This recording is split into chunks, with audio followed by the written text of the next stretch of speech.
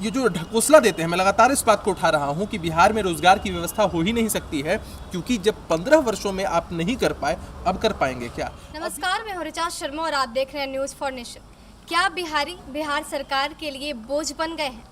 एक तरफ जहां बिहार सरकार उन प्रवासी मजदूरों को जो वापस बिहार आ चुके हैं उनके लिए ये दावे कर रही है कि उनको रोजगार दिया जाएगा, वहीं दूसरी तरफ बिहार पुलिस मुख्यालय की तरफ से एक लेटर जारी किया गया है जिसमें ये कहा गया है कि ये संभव नहीं है कि उन सभी प्रवासियों को रोजगार दिया जाए।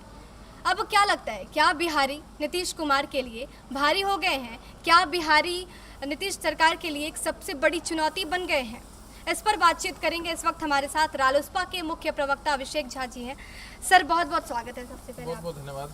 सर, जिस तरह से अभी लेटर जारी किया गया है पुलिस मुख्यालय की तरफ से, क्या लगता है, क्या नीतीश सरकार के लिए सबसे बड़ी चुनौती यही है? देखिए, घटनाक्रम को ठीक से एनालाइज करने की ज़रूरत है।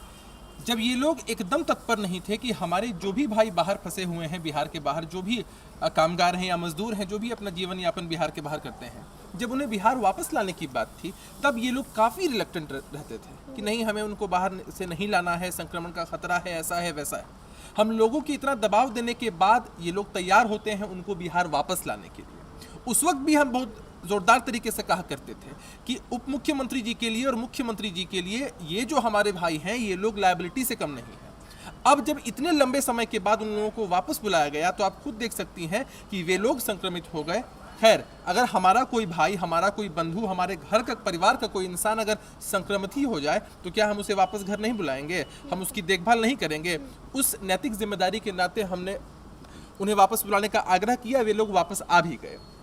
अब वे लोग जब वापस आ गए और उन लोगों के सामने नीतीश सरकार की पोल खुल गई, तो इन्हें एक डर सताने लगा कि अब तो इनके वोट बैंक से हमने कभी नहीं जीत पाएंगे। तो ये लोग जानते हैं कि ये जो ढकोसला देते हैं, मैं लगातार इस बात को उठा रहा हूं कि बिहार में रोजगार की व्यवस्था हो ही नहीं सकती है, क्योंकि जब 15 वर्षों में आप नहीं कर पाए, अब कर पाएंगे क्या? अभी आप नहीं कर पाएंगे रोजगार की व्यवस्था, और चुनाव सर पर है, एक शिगुफा देना है। उसी के नाते कहते हैं कि हम रोजगार की व्यवस्था करेंगे, लेकिन पुलिस मुख्यालय ने वह जो पत्र जारी किया था, उस पत्र में जो उन लोगों ने माना था कि हाँ, बिहार में रोजगार की व्यवस्था उपलब्ध करवा पाना संभव नहीं लगता है, वह सच ही था।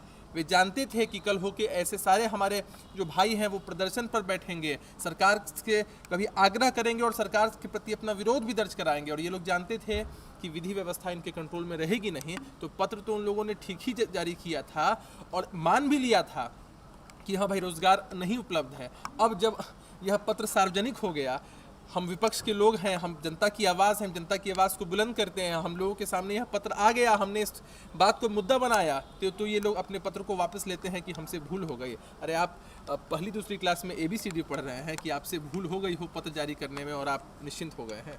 बिल्कुल अभिषेक जी, जहाँ तक सरकार दावा कर रही है, इसके पहले नीतीश सरकार की तरफ से वीडियो कॉन्फ्रेंसिंग करके, जहाँ पर सीएम नीतीश लगातार लोगों से, जनप्रतिनिधियों से बातचीत करते थे, संवाद कर रहे थे। उस दौरान भी उन्होंने कहा था कि प्रवासी शब्द कहाँ से आता है? जब एक देश में सबको नागरिकता मिली है, आने जाने की कोई दिक्कत नहीं है, तो आखिर ये प्रवासी शब्द कहाँ से आता है? अरे, खुद ही कंफ्यूज्ड है। आप उनके पहले के ट्वीट को अगर देखिएगा, तो पहले वो इस शब्द का इस्तेमाल करते थे, और जब उनकी किरकिरी हो गई, तब उन्होंने इस शब्द का इस्तेमाल बंद कर दिया।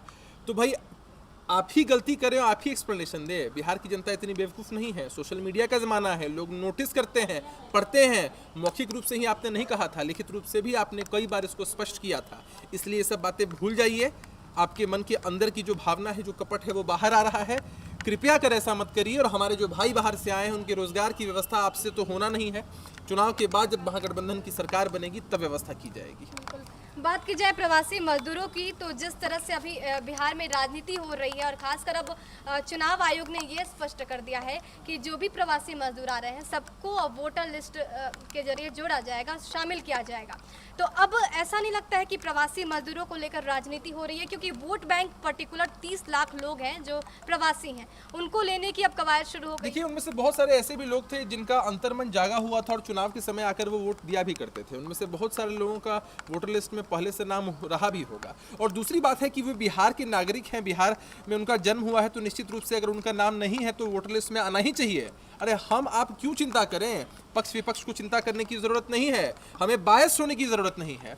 जो भी हमारे भाई बाहर से आए हैं, वह सरकार के कामों से नाखुश है, ये बात हम जानते हैं, और वो निश्चित रूप से सरकार के अगेंस्ट ही वोट करेंगे। यह एकदम जग जाहिर बात है, इसलिए चिंता करने की जरूरत नहीं है। बिल्कुल, तो ये स्पष्ट हो गया है जिस तरह से पुलिस मुख्यालय की तरफ से ये लेटर जारी किया गया है और इसमें साफ तौर पर लिखा है कि बिहार में संभावनाएं कम है, जो प्रवासी मजदूर आ रहे हैं उनको रोजगार कैसे दिया जाए। एक तरफ जहां सीएम नीतीश ये दावा करते हैं कि सबको रोजगार दिया जाएगा मनरेगा की जरिए, और वहीं दूसरी तरफ पुलिस मुख्यालय की तरफ से लेटर जारी होना और इसमें ये स्पष्ट होना कि रोजगार कैसे दिया जाएगा। कहीं ना कहीं सरकार की फजीहत भी हो रही है और सवाल भी है कि क्या बिहार के मुख्यमंत्री के लिए वो प्रवासी बिहारी इतने चुनौती बन गए हैं, इतने भारी हो गए हैं, क्या प्रवासी मजदूरों को लेकर इस तरह की सियासत हो रही है। बहरहाल आपको इस मुद्दे पर क्या कुछ कहना है कमेंट बॉक्स में जरूर बताइए।